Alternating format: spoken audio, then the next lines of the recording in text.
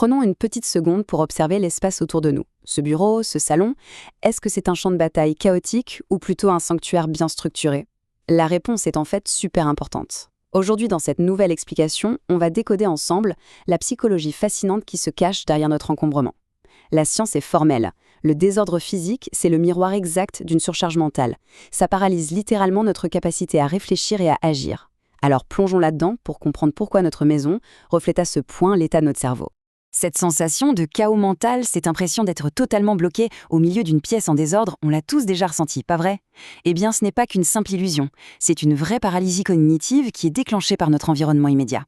D'ailleurs, si le but aujourd'hui est de résoudre ce fameux stress caché et de transformer son espace en un véritable outil de puissance mentale, c'est le moment parfait pour laisser un petit pouce bleu sous cette explication.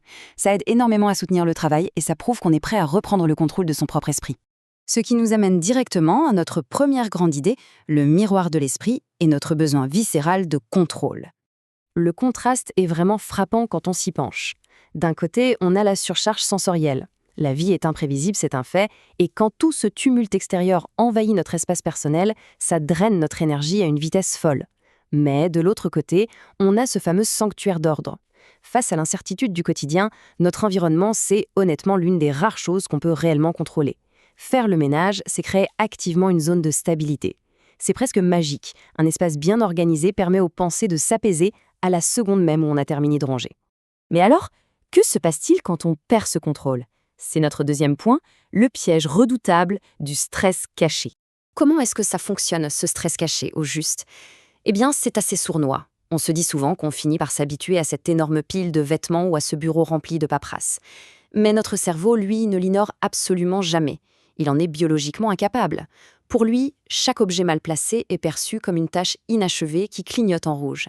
Ça crée une sorte d'alarme silencieuse en arrière-plan, une pression mentale constante qui siphonne littéralement notre énergie sans même qu'on s'en rende compte. Et c'est là que la magie opère. Ranger supprime instantanément ce poids invisible. Mais attendez, il y a plus fascinant encore. Le rangement, ce n'est pas du tout qu'une question d'esthétique, juste pour faire joli. C'est un véritable mécanisme de défense. Après une journée hyper chaotique, accomplir des petites tâches répétitives, comme trier ses affaires, ça va calmer activement notre système nerveux. C'est une méthode ultra efficace pour reprendre les rênes et libérer de la bande passante mentale pour les choses qui comptent vraiment. Et tout ça s'explique scientifiquement. Passons à notre troisième point, la biologie du rangement. Les bénéfices neurologiques sont tout simplement énormes. Premièrement, le simple fait de ranger fait chuter en flash le cortisol, la fameuse hormone du stress. Ensuite, ça libère une belle dose de dopamine. Contrairement à ces grands projets de vie qui prennent des mois, nettoyer sa chambre offre une victoire visuelle immédiate. Boum, récompense instantanée. Et enfin, ça génère un profond sentiment d'accomplissement. C'est un vrai cercle vertueux qui transforme une simple corvée ménagère en une arme redoutable pour protéger notre santé mentale. Ce qui nous mène à notre quatrième et dernière étape, la plus puissante. Passer de l'effort pur à l'identité. En réalité, il y a une évolution psychologique très précise qui se fait en 4 temps. Étape 1, c'est la corvée. C'est ce moment un peu lourd où s'y mettre demande un effort monumental. Ensuite, l'étape 2, le soulagement. Le cerveau enregistre le bien-être immédiat une fois que c'est propre, ce qui valide l'effort qu'on vient de fournir. L'étape 3, c'est l'automatisme. Là, ranger devient un réflexe naturel, ça ne coûte presque plus d'énergie.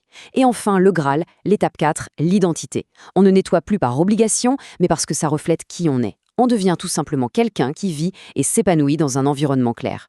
Il y a une philosophie assez percutante qui résume parfaitement tout ça. Notre espace reflète la façon dont on prend soin de sa propre vie.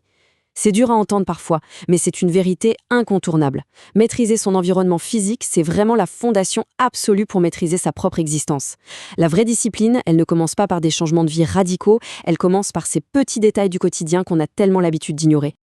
Alors, on arrive à la fin de cette analyse, et voici la question à 1 million. Quel sentiment procure l'environnement qui est autour de nous juste en ce moment? Est-ce que cet espace donne de l'énergie, ou est-ce qu'il en vole en silence? Surtout, n'hésitez pas à laisser un commentaire juste en dessous pour partager vos propres expériences. C'est toujours super passionnant de vous lire et d'en débattre. Et bien sûr, si l'objectif est d'entamer une vraie transformation de son quotidien, pensez à vous abonner à la chaîne pour ne pas rater les prochaines explications. On est là pour obtenir les clés du pouvoir sur nous-mêmes. Gardons l'esprit clair, restons maîtres de notre espace et à très vite pour une nouvelle analyse.